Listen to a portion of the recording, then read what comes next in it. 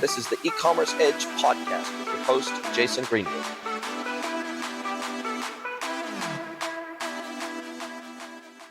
Hello, everybody, and welcome to another episode of the E-commerce Edge podcast. It is my great pleasure to welcome MANISH CHOWDHARY from Cahoot to the podcast. Welcome, MANISH.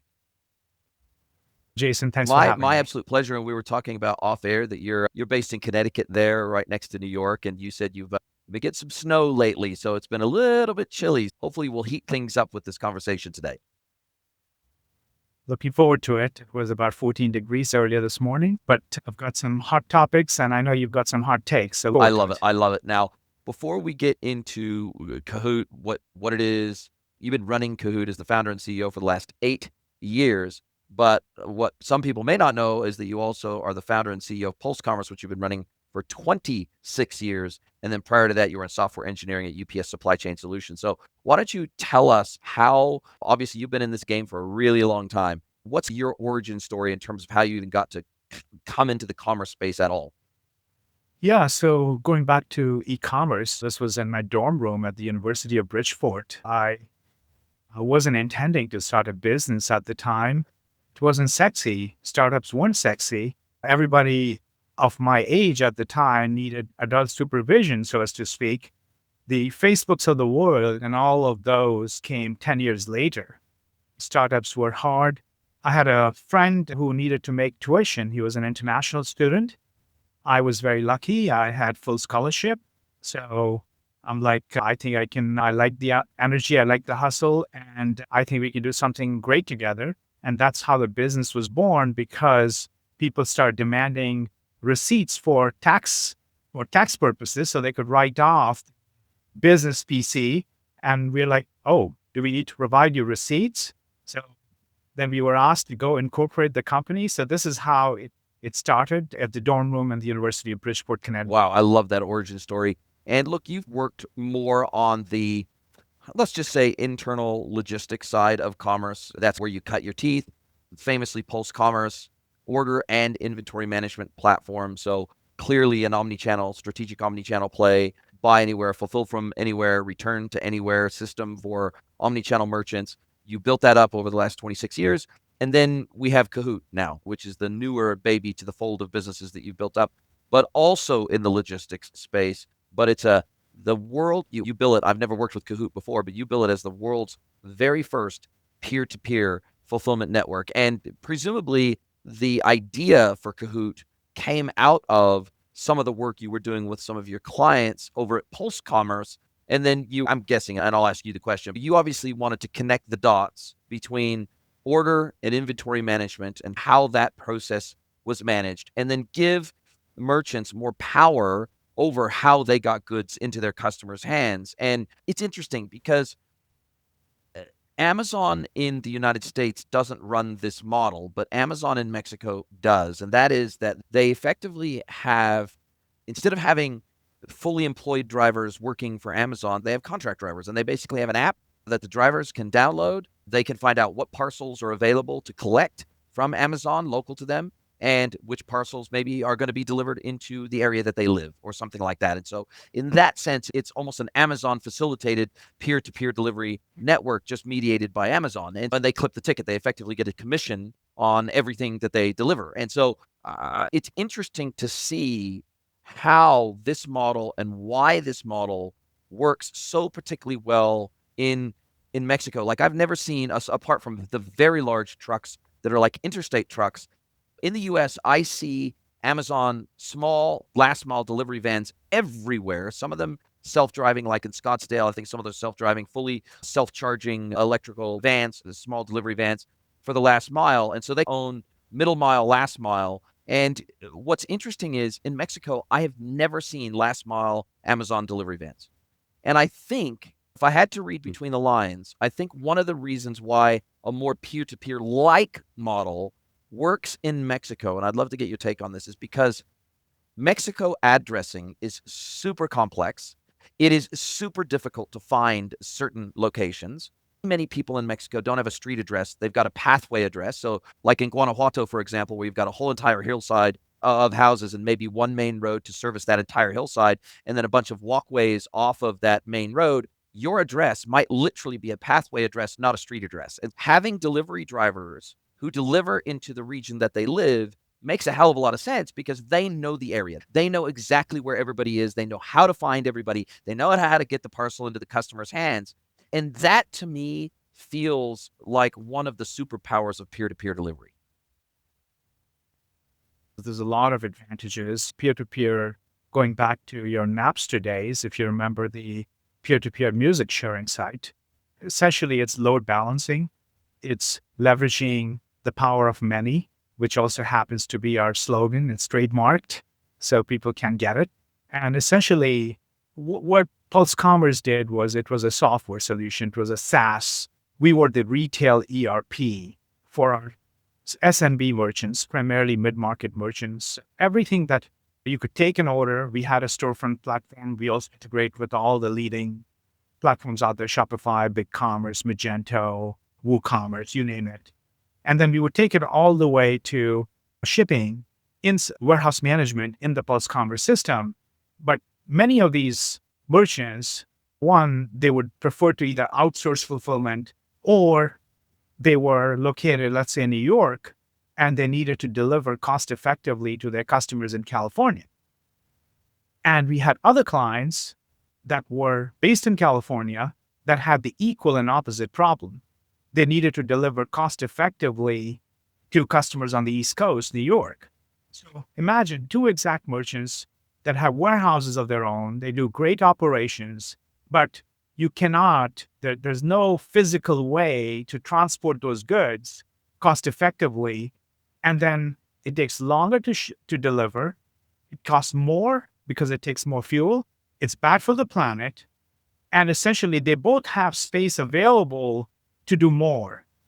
So that was the origin of hey, in this sort of setup, everybody loses because customer has to wait longer. They're not happy. They have to pay more for shipping one way or the other. It's incorporated in the price of the product, or there's no such thing as free shipping. And merchants have to pay more to UPS and FedEx.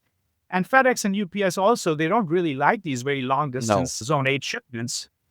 They make less money on that compared to doing the short haul shipments.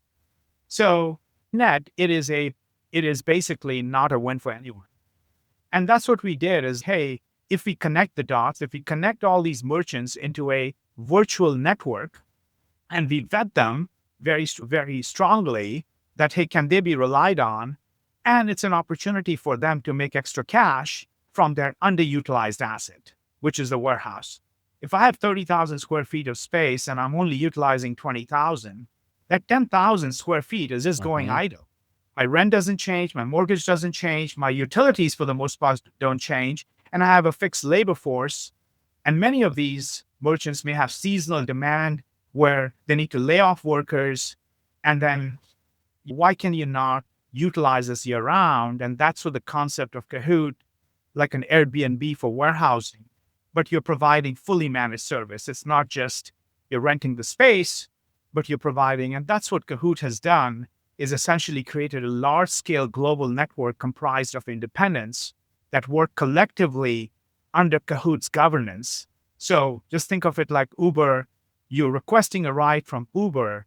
So our clients are requesting a service from Cahoot, but we in turn rely on a crowdsourced network, but that's pre-vetted, and they have to abide by the very strict rules and performance requirements of the network, and they get to make extra cash. That is what the peer-to-peer network is. What you were referring a little bit is the last mile delivery. That's a little bit different. Amazon has that even in the US. They call it DSP, delivery service providers, where you have a van, you can basically get on their network and make extra cash delivering products. So we rely on carriers like UPS, FedEx, USPS, DHL, local carrier, regional carriers. But what we are providing is the warehouse technology, the warehousing, the logistics, the middle mile, pick pack operations. Instead of you owning all the warehouses, you can, if you have a warehouse, you can join as a fulfillment partner. If you want to outsource fulfillment, we leverage this large scale network to place inventory closer to where the customers are located. So we pay less for shipping and it gets there faster. That's the service that Cahoot provides. And I have some very exciting new service, which I'll pause on that. I'm sure you have some questions. Yeah, the way you describe it, it sounds like a peer-to-peer 3PL service. That's effectively what we're talking about here, is that we're going to leverage this unused storage space wherever it may be. We're going to put it into our network. We're going to circulate it around, and we're going to make that available to our customers who are oftentimes omni-channel merchants spread across the United States. And maybe today they serve the East Coast, but they also want to be able to serve the West Coast, or they want to be able to serve from the Midwest to the West Coast. And it's just not cost effective for them to be able to do that today. But if they can co-locate inventory and they can have some of their inventory in New York, they can have some of their inventory in LA, or they can have some of their inventory in Texas or in Kansas or somewhere like that, where in some instances that warehouse space is going to be significantly less expensive than in a place like New York or Florida or something like that. Not only are they going to be able to have better geographic coverage, but they're probably going to be able to do it at a pretty inexpensive price compared to maybe their home location. That's the first thing that pops to mind. But the second thing that pops to mind is, how do you then integrate with, say, an existing WMS, or do you effectively co-locate your WMS inside their warehouse for the areas of the warehouse that they are going to allow co-location in? Kind of what, from a technical and integration perspective, that feels like the most complex part of what you do. It's a great question, Jason. That's the first question we get. How do you ensure Yeah. quality? It's just no different than how does Airbnb manage quality? How does Uber ensure that rides are successful, you're safe? So we've learned from these large giants out there in the peer-to-peer or crowdsourced model, so as to speak, in order to make sure that no order gets missed, no service level agreement gets violated, stuff doesn't go mysteriously disappear, inventory, what have you. We require that all Cahoot fulfillment partners must utilize the Cahoot technology, the Cahoot software for the operations. So let's say you set aside this 10,000 square feet or 5,000 square feet or 100,000 square feet for Cahoot. We have the full WMS built into our technology. So it is purpose built. So we are not trying to put a square peg in a round hole, and it's consistent across our entire network. So all the fulfillment partners, and we make it super duper easy. So for them, they have zero decision making. They're not deciding what box to use, this order, because that can lead to maverick decision making. If you ask the same identical question to 4 different warehouse teams, I can guarantee you're going to get 3 different answers. And each one will try to solve it in their own way. But that's not how McDonald's work. Whether you order a cheeseburger here or you order a cheeseburger in Mexico, technically speaking, or between Texas and Connecticut, the consistency, that is what allows us to save money for our clients, to ensure that what should be going in a poly mailer, somebody's not putting that in a box, and there goes $1 out of. And the state of 3PL industry is such that 80% of the 3PLs are what we call mom and pop 3PLs that have 1, maybe 2 locations at tops. So to canvas the entire country, if you needed a 4-location setup, you'd have to recruit 4 different companies. And then, of course, there are the riders of the world that service Macy's and those big giants. Most SMBs cannot commit to multi-year agreement and the large volumes that those guys require. So most of them are dealing with standard 3PLs, which frankly cannot solve this distributed fulfillment problem. So on our network, we have merchants who have warehouses, but we also have 3PLs who have warehouses, and all utilizing our technology. So we have to-the-minute real-time visibility as to what's happening with the orders. And that is what gives our clients the comfort that, one, we are providing the highest service agreement in the country because we power the most demanding programs like Amazon Seller Prime. And it can only happen if you have very tight operations. And number 2, because we've utilized all our automation, and if you notice Cahoot.ai, the AI piece is how do we make it easier? A typical warehouse will have a lot of decision making to do in the course of a day, whether how to ship this order, which location to assign it to, what packaging to use, how should I split this large order into smaller pieces. Those are, believe it or not, most of them are done by hand, by human. And that we take away all of that. So our fulfillment partners, it's a joy for them. They fulfill twice as many Cahoot orders in the same amount of time as they would fulfill their own orders.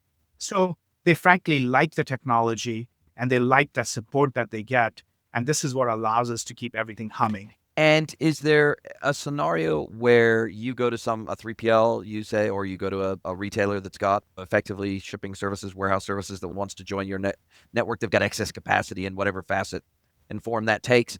And then once you show them the Cahoot WMS technology to process Cahoot orders, do you then make the Cahoot technology more broadly available to their own internal fulfillments and as shipments if they want to? If they want to take on Cahoot as their own internal WMS for their own seller fulfilled orders, can they adopt that wholesale across their entire warehouse operation just to keep things simple, clean? Because the way I see it is if you don't do that, then there can be a challenge because I've designed warehouses, I've implemented WMS technology, so I know what's all involved in that. And when you've got carouseling to bring stuff from the back of the warehouse to the front of the warehouse, you have pick back dispatch benches, you've got tracked cages that you've got to put shipments in, all those sorts of things. It feels like there could potentially be quite a lot of duplication, not only of technology, but there could be conflicts of accessing, say, for example, if you've got two WMSs accessing a single carouseling system with numbered scannable totes on that carousel system, there could be some challenges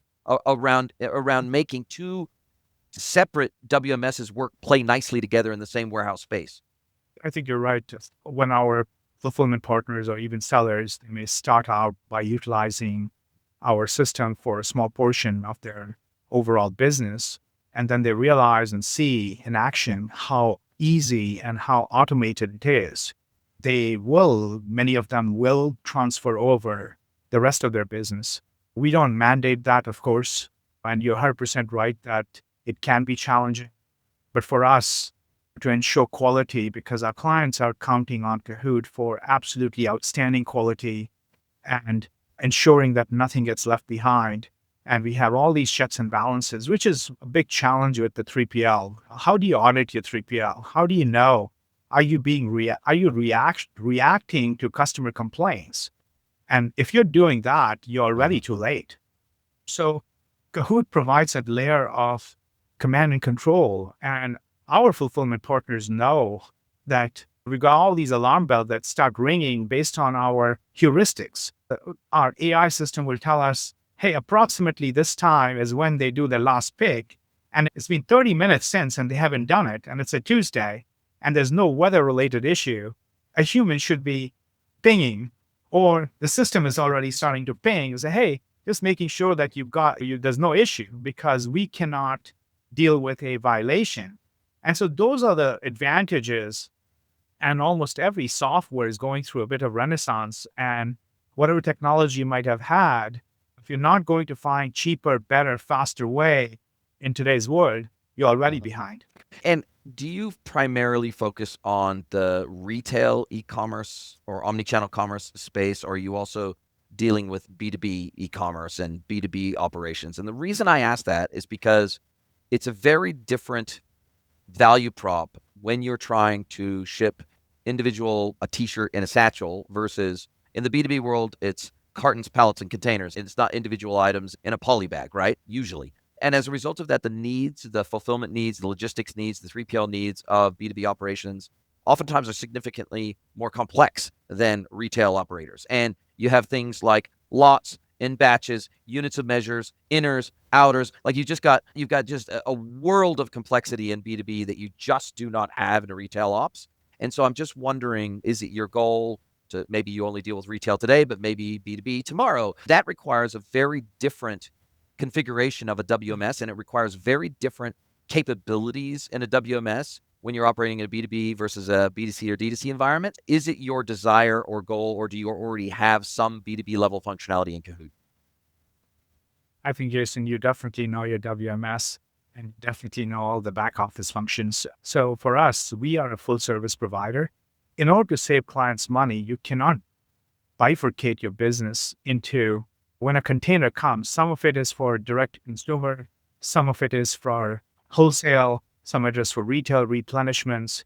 So those days of isolating and rather bifurcating or trifurcating. I don't even know if that's a word, but essentially, though you will end up losing money, or you will not be able to leverage and get the maximum savings.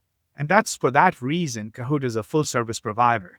We can help our clients all the way from the factory floor in whatever part of the world that product might be, moving that to the United States or other parts of the world, wherever the inventory needs to reside, helping the clients with whether it's ocean freight, it's air freight, it is transmodal, where the inventory may come in through a container, then it may need to be loaded on a train cross country, and then we need to unload that using a truck and bring it into a warehouse, and then we need to distribute that 5 ways. Some will go to Amazon, some to go to Walmart, and some will go to their retail store. Some might go to Nordstrom, Macy's, God knows. Each one has their own compliance requirements and different units of measure. There's pallets, there's cases, there's eachers, there's bundles, there's barcoding, there's all. So think of Cahoot as a mini, large-scale, full-service fulfillment provider. But we are modular, we are flexible, so a merchant can decide if they only need help with a certain portion of it, they've got other things covered.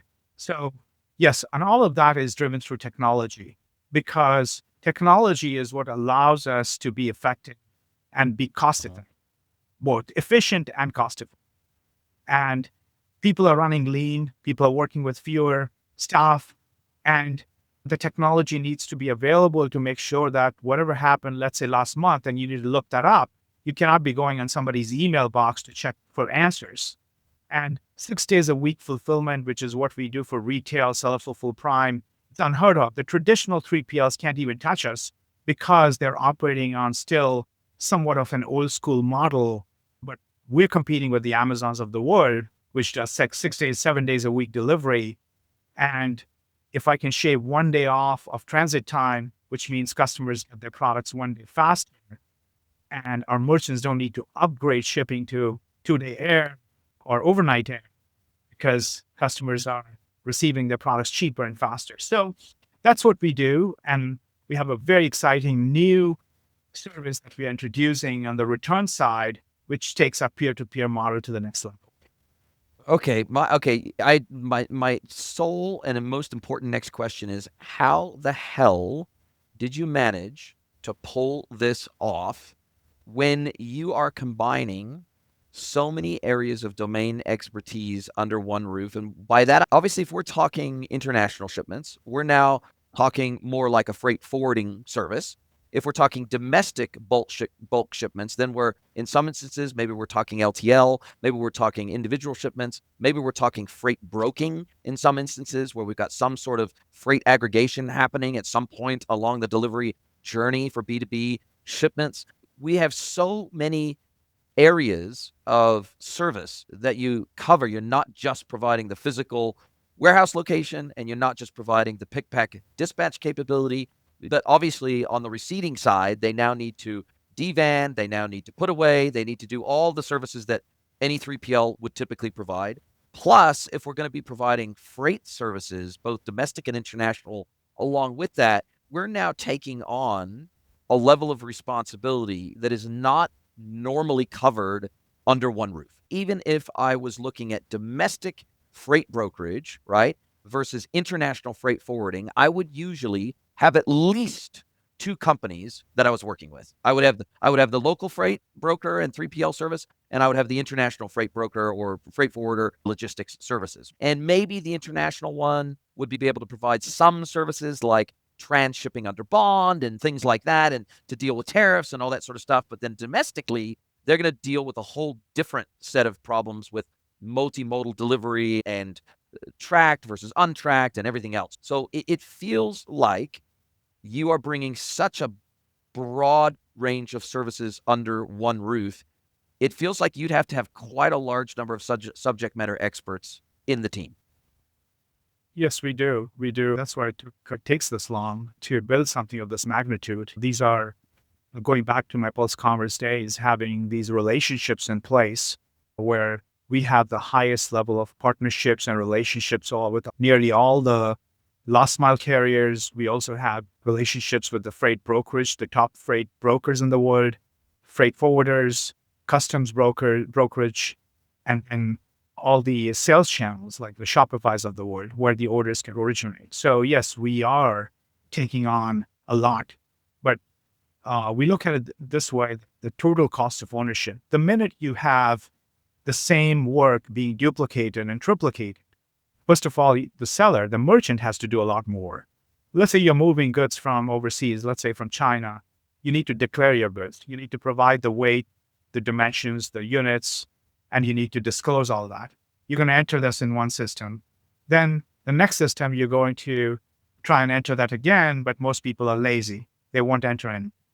And now the 3PL has zero clue what you're sending, and they will receive whatever they can count, meaning there's no reconciliation of what the factory floor said versus is it a hazardous item? Is it a lithium ion battery? And they will screw up because they did not denote the item, and the seller is anxious to get going.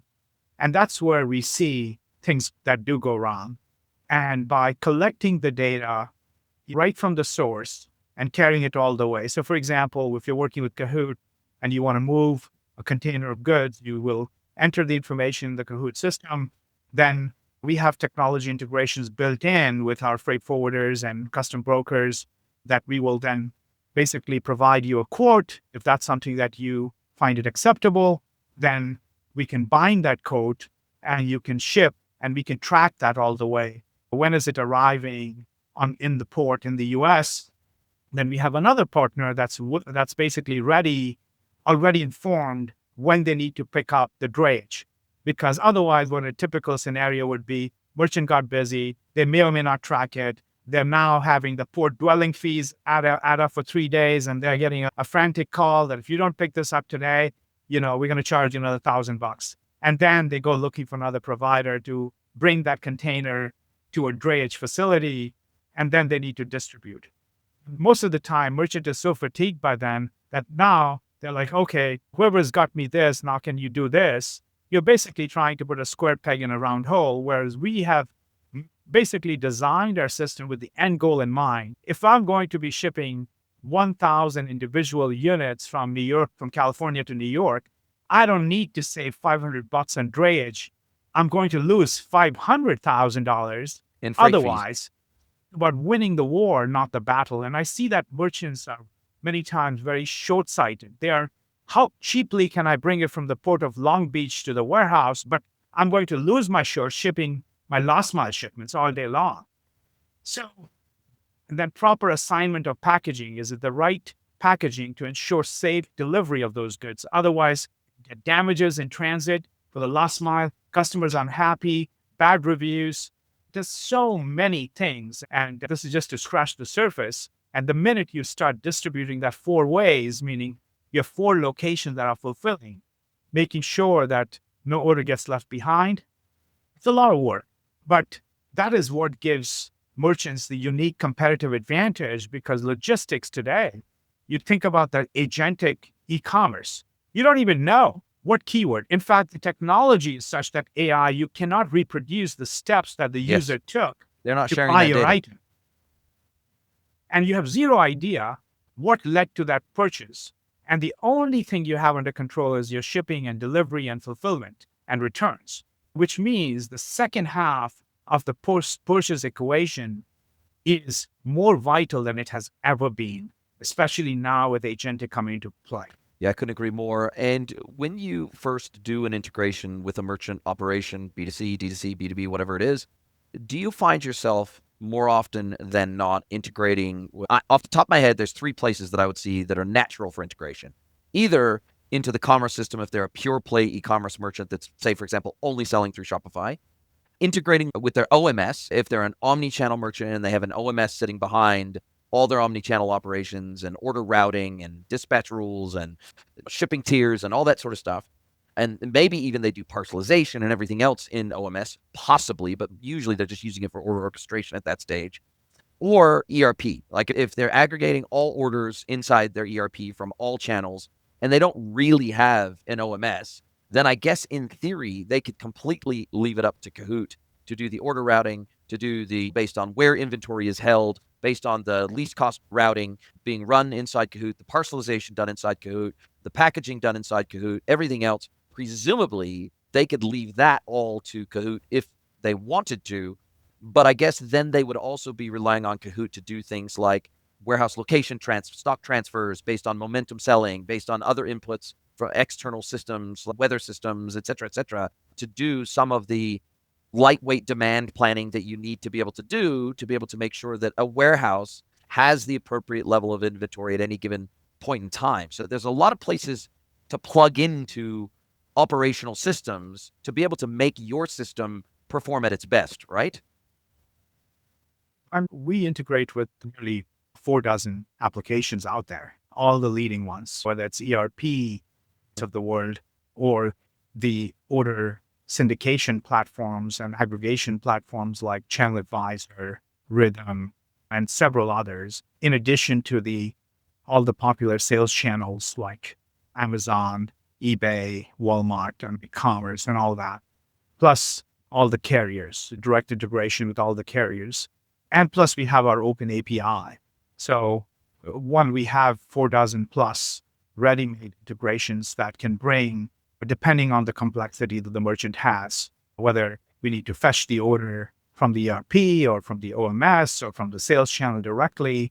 We're not looking to displace merchant's workflow. We're simply looking to augment. And so there's a lot of different options, and we participate on those initial consultative calls. So it's high tech, but it's also high touch, because mid-market enterprise customers, it's very important for us and them to understand what are they trying to achieve. Without those goals and setting that upfront, and we advise the client that, hey, what makes sense? What strategies to implement? What are the business goals that they're looking to achieve? Because we want to be guiding them with our experience, with our knowledge, and have a very transparent Cahoot system. Frankly, gives you more visibility than anything else I've seen. When you look at a 3PL system, it's meant to be black box because they don't want to be audited work. Whereas our policy and our principle is we want more eyes on it. If something went wrong, I want to know so that we can all hold each other accountable. That is the philosophy. And that's why Cahoot. So the brand is about we are all in cahoots together, and the power of many, because we believe that there are enough other external factors that we need to worry about, that we need to work collaboratively as a team, as opposed to vendor-client relationship. And look, you've been doing this for 8 years, and so it's not your first rodeo. And then obviously with Pulse, you had deep experience in internal supply chain, logistics, delivery, order management, demand planning. You had deep experience in this. It wasn't like you came to Cahoot with no experience in this space. You already had a lot of experience in this space. So you really just were almost eating your own dog food and adding an adjacent service to what you were already providing to the industry anyway.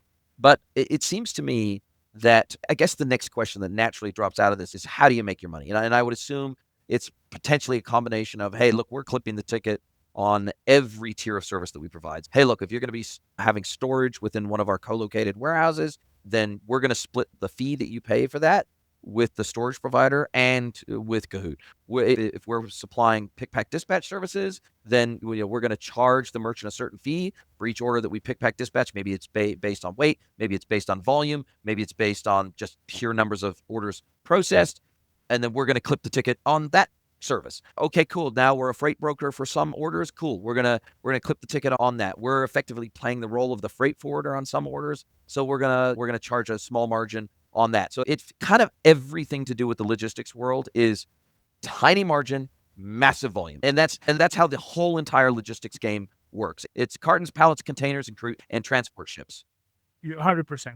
It is a low margin business. It is a high volume, low margin, high turnover.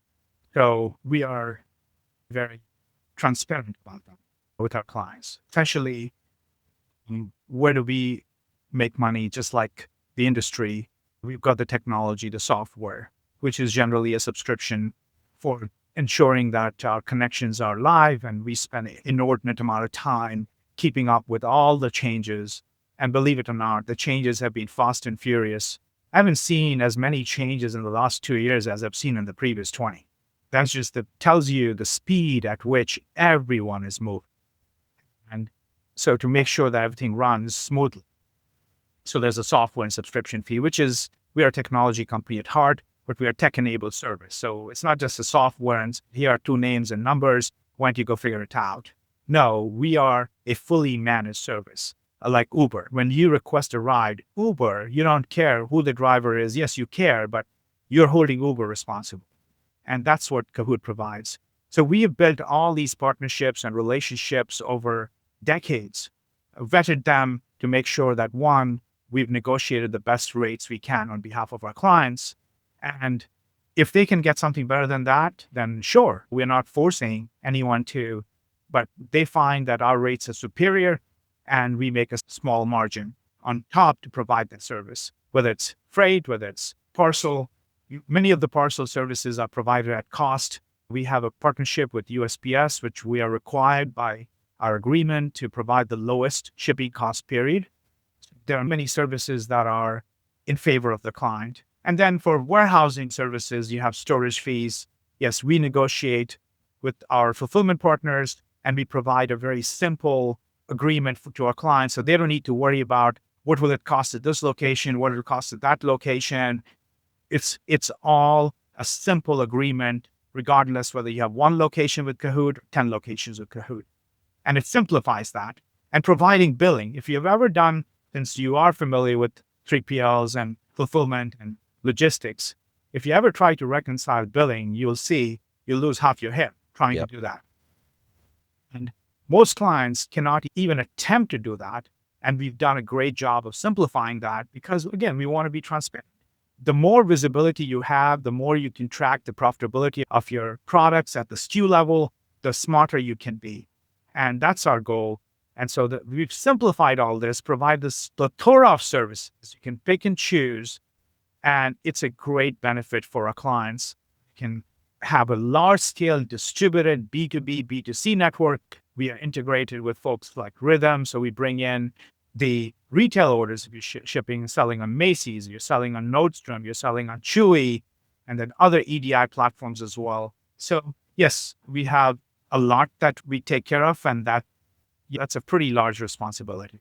It is. And are you aware of, because I'm not, I don't live in this space. I help individual clients with some of their challenges around technology, WMS, OMS, IMS, demand planning, forecasting, all that sort of stuff.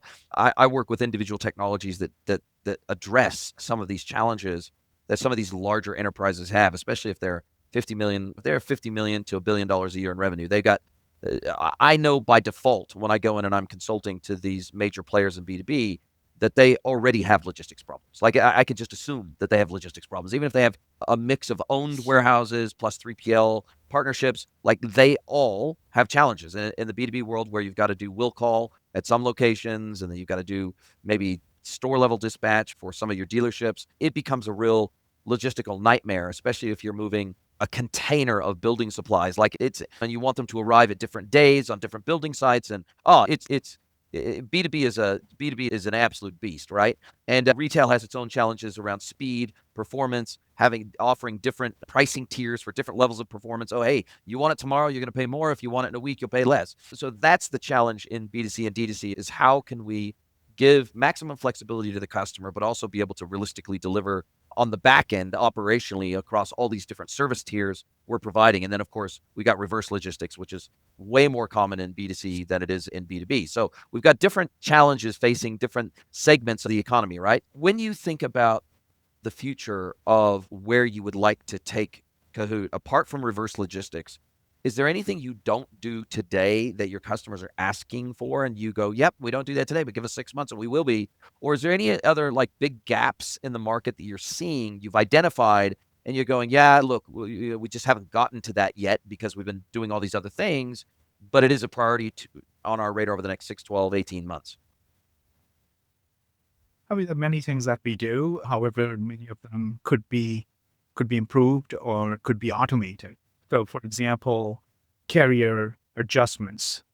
This is quite common now because carriers are auditing packages, sometimes correctly, sometimes incorrectly. And when you look at a subsequent invoice, you will see adjustment charges that have become more frequent than I've ever seen before. And if you as a merchant, you're not paying attention to that, you are basically half informed. So whatever your last mile parcel shipping cost was, and then the following week or the week after, or maybe a month from now, you get an adjustment of $200. And if nobody's paying attention to that, you have no way of arresting that. And so I see that as a margin leakage. And we see that in LTL, full truckload, container. There's just so many surprise charges. And we are building additional technology to expose that, make it easier, and operationalize it. It's not just about the CFO identifying the issue, but you need to say, hey, what did I do that I should not have done that would prevent this from happening in the first place? And I don't see a lot of technology. Yes, there are specialty providers, but all the data resides in platforms like Cahoot. And I don't want to give 50% of those savings to somebody else for auditing that. Those days are over, in my opinion. So merchants need control of those things. That is clearly one. And I think perhaps more greater personalization. And personalization, I don't mean, hi, first name Jason, this, that, and the other. But what is getting more complex, and it's even harder for merchants to thrive in this world. So what can you do to hug your customers? And that's something that the challenge with large scale networks is it's very hard to do one-off personalization because it's counter to say every McDonald's burger should be made for me. It's very hard to do that on an assembly line. So that is one. And I think just helping merchants do better demand planning, that's a massive problem. It is not an easy problem.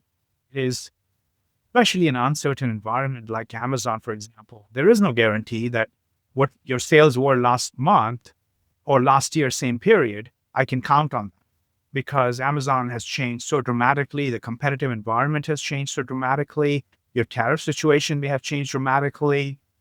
Sourcing situation may have changed dramatically. So that seems elusive. Even to the best operators, the best technology there, it's at best half right, at best. So I don't care what they talk about. It's just when the external factors are so disparate and changing, all your assumptions go out the window.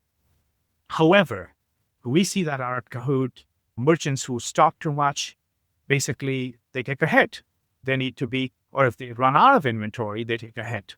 So that's a very complex problem. It's not just a Cahoot problem, but I think about that a lot to say, hey, what will make merchants more successful on our network? And so those are some of the things that we're thinking about. And you're still, if I understand rightly, you're still running Pulse in parallel with all the things that you're doing at Cahoot. So what is your time split between those two businesses? Because it feels Pulse is a very mature, very at scale SaaS platform business. Cahoot is a very young business. It's 8 years old, but I might as well almost think of it as still a startup. Have you taken any outside investment for Cahoot? Because it feels like most of your internal costs are going to be software costs, like their development costs, because you're a technology first platform. And so in order to make all this possible, and we didn't even get the chance to talk about yet around perishable items, fragile items, all those different types of things that make flowers and food. And there's a million different things that you could potentially add to your service portfolio if you don't do it already. So it feels like software development is probably your single biggest sort of cost of goods sold, so to speak. And how do you think about resourcing these two companies adequately to allow them to grow? Yeah, I think one, because there's such natural fit, because software, Pulse Cahoot takes over on the order, fulfillment, outsourcing, and shipping where Pulse Commerce leaves. So it provides a very nice continuum for our clients because we get to see where's the problem or the opportunity upstream as opposed to coming in downstream. And what I found, Jason, is moving atoms is a lot harder than moving bits and bytes. If you ever deal with anything that involves the physical world, even because we are reliant on third parties, the goods AI doesn't move goods. I don't know if any AI robot that's available yet. That's the real challenge. When you place a ride with Uber, you'll see half the time, oh, this driver canceled. That the human element that we cannot predict. And the global trade has been in turmoil. It's so hard to trust if someone says this is coming, we will know when it's here. And I think that's the challenge. So with respect to time split, it's really disproportionate amount of time that goes into moving atoms than moving bits and bytes. But I'm personally a technologist at heart. So we look at this, say, hey, how can we solve this problem through technology? Perhaps say, hey, better communication system, better reminder system, better tracking system, so that we take the pressure off the human, that the technology, rather than you constantly polling and looking for information, the information will become available to you at the right time so that you can reduce your cognitive load. And so these are combination, and we're just looking to expand in other areas that you mentioned, like cold storage. That's a big opportunity for us. Frozen food, frozen stuff, fragile. We already do a lot of the hazardous materials like lithium ion. We do a lot of oversized items, whether it's mattresses or industrial goods or what have you. So for us, it's really ensuring that the client delivery is not compromised. So we try to strike a balance between the two. We, by design, we've been bootstrapped. We've been very lucky to be able to do this, because if you look at the prevailing, all my, most of my competitors, they're in deep trouble, whether they say it or not, because they took money at very elevated Valuations. valuations. And so if you don't meet those expectations, because everybody thought that 20% year over year COVID growth will continue indefinitely, our only stakeholders are our customers and our employees, which allows us to make the right decision. I'm not making a decision based on, oh, I need to get this off my book because I have some debt here or that here. Our decisions, and I feel so energized that we made the right decision, because this is a long-term play and we need to be around for a long time for our clients. And that's what we're focused on. It's not the right or wrong answer, but supply chain is going through massive change. If you look at all the large scale companies, they are 1/3 the size. Flexport, Flex, you name it. If you just look at their headcount, they're 1/3, if not less. And you can imagine what other trouble they might be dealing with. So that's just very hard. But so for us, it's like just being grounded and taking care of our customers. Those are our main stakeholders besides our employees and partners. Yeah, I can completely understand that. It feels like you're trying to be all things to all people, and that's always a challenge. But look, it's also a massive opportunity. How you so you're completely self-funded, completely bootstrapped, so it means you're not beholden to any third parties except your internal stakeholders and internal owners of the business, and of course employees and customers. Of course, you're responsible to them, because without them you don't have a business. Do you think at any point you would see yourself taking any form of external investment, or is there a view to going public? Is there a view to working with private equity? What do you think, if you could paint the picture of the perfect future for your business, where you could say, okay, we want to maximize our growth, we want to continue to maximize the experience we give to our customers, but we also want to have the biggest impact that we possibly can. And in order to have a bigger impact, we're going to maybe need some funding to go to the next level of scale, for example. That's a good question. The way we think about it is more in child to the lens. If this partnership and this relationship gives us a large distribution channel, that means our technology will be embraced by many more operators, many more customers. How many more lives can we touch? And that's where that peer-to-peer returns is a consumer-facing solution, which we are super excited about. That if that enables us to reach, and Cahoot becomes more of a household name, not just a back office. When you think about fulfillment and logistics providers, they are primarily a back office. Nobody knows where your orders are coming from. However, this consumer proximity through returns also enables us to create demand, because generally speaking, a logistics provider post-purchase, they have zero influence on creating demand. And through our peer-to-peer returns, essentially what that does is, if Jason wants to return an item, if the item is in reasonably good condition, instead of shipping it back to the warehouse, Jason will ship it to the next customer who wants it for a small Yes. discount. So Jason is going to be exposed to Cahoot, which means next time if you've processed enough transactions through Cahoot, I know a little bit about Jason, and therefore there's an opportunity for us to promote certain products and brands to Jason at so that's what I'm super excited about. We never say no to any potential partner, whether they're bringing money or they're, but to us, what's more interesting is demand generation, distribution, getting our technology in the hands of more people, and basically taking care of our customers because this business is, you just cannot, it's not a short-term play because you want your logistics provider to be around 5 years from now. Nobody wants to change those. Those relationships take time. And so that's what we are focused on right now, especially what's going on over the next 12 to 18 months. It's really about making sure the clients stay on top. We're not, if I had to make a choice between taking a potential investor call or a customer call, I would always pick the customer call Oh, first. it makes total sense.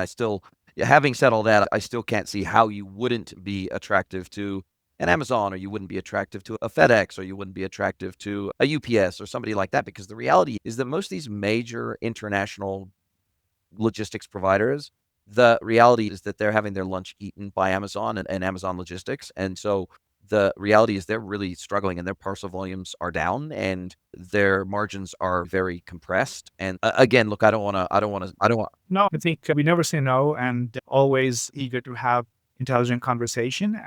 But our focus is customer success.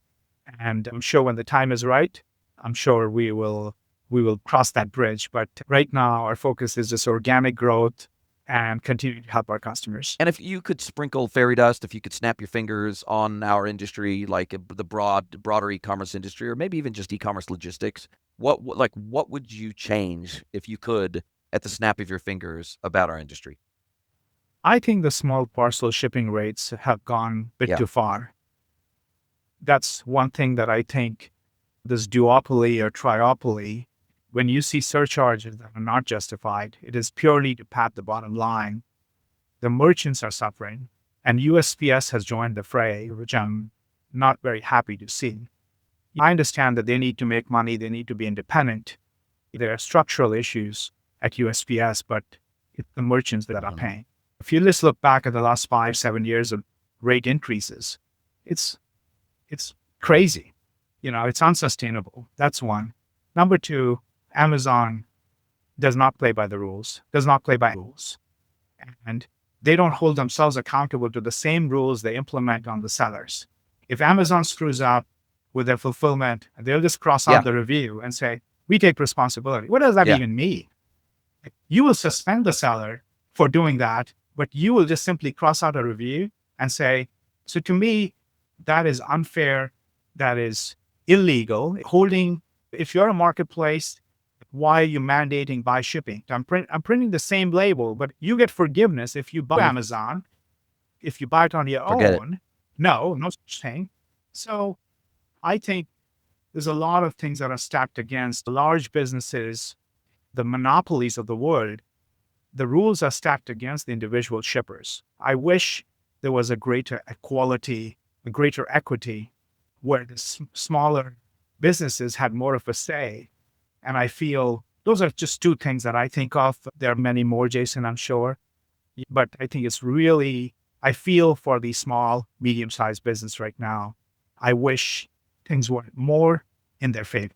I couldn't agree more. I think it's maybe a little bit of a pipe dream in this world of massive megalopolies, but I'm a believer too. And I think that technologies and platforms like Cahoot can start to help to level that playing field. And the reality is that AI is, like Sam Altman famously said, we are going to see probably sometime within the next 12 months, we are going to probably see the first billion-dollar single person revenue company. Like that AI is going to facilitate that. And so that's a very exciting, it's simultaneously maybe one of the most frustrating times to be alive, but simultaneously one of the most exciting times to be alive in human history. And the ability to make money doing something that you love is better than it's ever been. I certainly am living that dream right now in my own personal life after 25 years in this industry and 5 years as an independent consultant. I am living a life that I could have only dreamed of 25 years ago because of the reach and penetration of technology and commerce and how it's touching every single facet of our lives. So I think sure, there's always frustrations and there's always things we'd like to see improve, but man, we live in a very special time. That's, of course, I think we're going to, as a human race, we're going to see our most prosperous days ahead of us. there is zero doubt in my mind. At the end, this is all going to be a net positive for the humans. We will have an era of abundance. So I think there's a lot of positive stuff that's happening. Humans will live longer without a doubt. Medicine is going to improve and people have more time. I think that whole concept of 4-day work week, it is not about working less. It is getting more done in and doing it more productively. So I think the 4-day work week will become a reality over the next 5-10 years, just because humans can now take time to explore their hobbies. Because if you're working 80 hours a day just to make ends meet, you have no time Yeah. for hobby. But that's the promise of all these new technologies, that we will have enough to go around that you would have time to breathe. I love that. I love that. Now, I will drop a link to your LinkedIn profile in the show notes, as well as to your 2 websites in the show notes. But other than that, how do you like people to get a hold of you and talk about all things logistics and distributed order management, as well as peer-to-peer logistics? Saving money on shipping, logistics, fulfillment. So LinkedIn is a great place. So please find me, send me a message, follow me. I do a lot of writing. I publish content regularly. And then on Cahoot.ai website, you can just, if you're looking for those services or you're mildly interested in, hey, do you have the best deal? You want us to do an audit for you? You want us to do a savings comparison? Happy to do that. Go into the contact us form, fill out the detail, and allow us the opportunity to at least give you some baseline benchmarks. So it's always a good exercise to do that once a year, regardless. LinkedIn is a great place to find me. Please, looking forward to, if anybody wants to talk, please just hit I me love up. it. I love it. Now, as we do come down to the end of our time together, we've been chatting for an hour. It's been a very exciting conversation. I've learned a ton. It's been super amazing chatting with you. Now, this is the point where I get to flip the script. I get to turn the microphone over to you. I get to let you ask me one question, any question you like. It could be personal or professional. So, Manish Chowdhary from Cahoot, what is your question for me today?